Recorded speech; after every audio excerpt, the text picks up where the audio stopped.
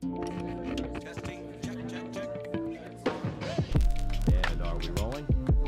Wait. All right. That's better.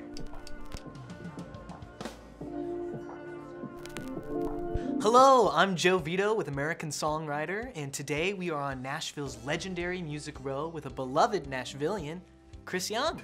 Thanks for joining us today, Chris. Absolutely, I appreciate it. Thanks for the time. We're so excited to be speaking with you today about your new record, Famous Friends. I want to start at the very beginning. It's the first track on the record, but it's also a fact about your life, raised on country.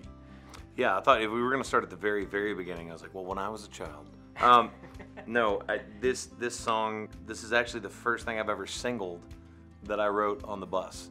I've had stuff make the album, but I'd never had something be a single that was a bus ride up until this song. And it really was us trying to encapsulate just kind of that anthem vibe and what we were doing tour-wise at the time. This is like pre-2020, so, you know, big arenas full of people, amphitheaters full of people, and trying to kind of hone in on that and talk about, you know, the music that made me. I mean, the people that I name drop in that song obviously were very important to me as an artist growing up. I mean, everybody that I kind of named throughout there has stuff in my, you know, top 10, if not like the top 100. Really, really fun to see that song climb the chart, and definitely wanted it to be something that was included on the album, but to be able to kick it off that way is a lot of fun. One thing that I think is just so amazing about you is how country music is in your blood. And your grandfather, Richard Yates, was a country performer, and so you really literally were raised on it. Could you tell us a little bit about him? Yeah, actually played kind of wherever they would let him play, very much like me coming up as a young artist, but it was really cool because he was the guy that instilled country music history in me.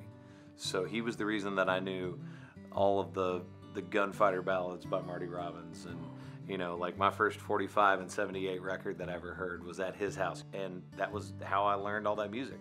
What was your kind of pandemic experience like? Were you working on this record throughout it? Yeah, it was really weird. I tried to explain this to somebody the other day. It was like, I'm really glad that I have a studio that I built out that's here because I could go kind of live in it. I think if you ask performers, writers, producers, musicians, road crew, anything, the biggest thing we missed was seeing people sing it back to you. And we missed that for 14, 15 months.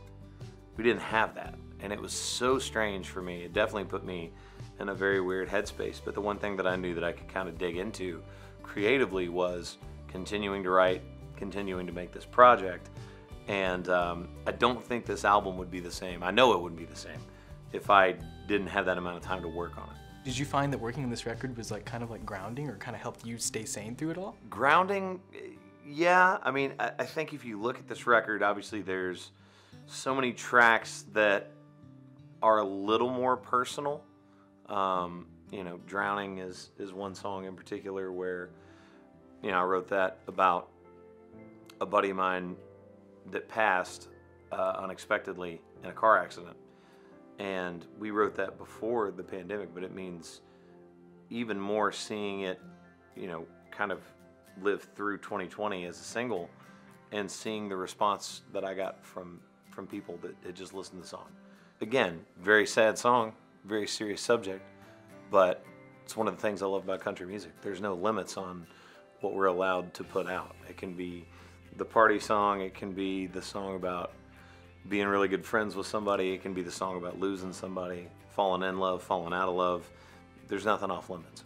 Another thing about this record, and we're kind of been alluding to it, both with you talking about some of your buddies, but also talking about just like the sense of community that country music fosters, is you have a lot of friends on this record, and even the name, Famous Friends. And so what can you kind of tell us with the folks you worked on this record with, and kind of what it means to you to be able to have like a whole team of people who can help bring this into reality? Obviously, easy decision to make, right? You got a song that's a multi-week #1. It's like, yeah, we're gonna name the album after that. But it's for me more meaningful for a couple of reasons. One, that song specifically calls out like the people that kind of made me who I am. It's like my friends that I grew up with that most people wouldn't know, and I think that's one of the reasons that so many people related to that song, is because it's about, you know, the teachers and friends and firefighters and like people that you just grew up around that might not be famous to everybody else, but they were famous to you, and they're famous when you go back to your hometown. And that connection, I think, is so real for everybody. It was one of the reasons that people got drawn into that song with Kane. Also, speaking to your point, Kane Brown on a song, Mitchell Tenpenny on a song, Lauren Elena on a song, and of course, the songwriters. Like if you look at the people that I co-wrote with on this project, and even the outside song that I cut on this record, just so many different people. And it's people that I've gotten to know recently. It's people that I've known since the start of my career. It's people I've had hits with. It's people I've never written with before.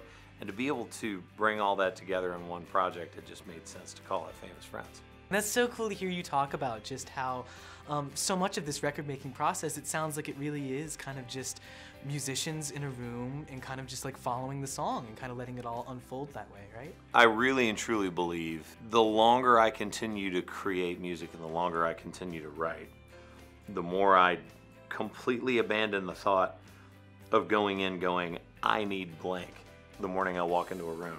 It's, what's the best idea we have? Let's write the best song. If we write 8 ballads in 8 straight days, cool, as long as they're great. So it's been interesting to kind of come around to that point of view. And the more that I do that on records, the more I find I'm not really looking for something. Well, with everything going on, between this album coming out, between the world slowly starting to open up again, between live music coming back, there's a lot ahead. How do you feel? How do you feel about the future? I mean, I feel great. Obviously, having the new music out, I feel like I've been teasing people constantly for a year and a half about all these songs that I was writing, and for them to finally have them and be able to listen to everything as a whole, as a cohesive project, is a lot of fun for me. I mean, it's so cool after the crazy, crazy year that was 2020, which was really more than a year. You know, it kind of moved into the beginning of 2021, and we didn't really know what was going to happen. So to now be sitting here, have a huge hit, multiple songs that people have heard already off this album, have the album out, going into a new single, going into a fall tour, just feel really blessed. Well, Chris, all of that is so exciting, and we're so glad that you came by today and sat down and chatted with us. Absolutely. Yeah.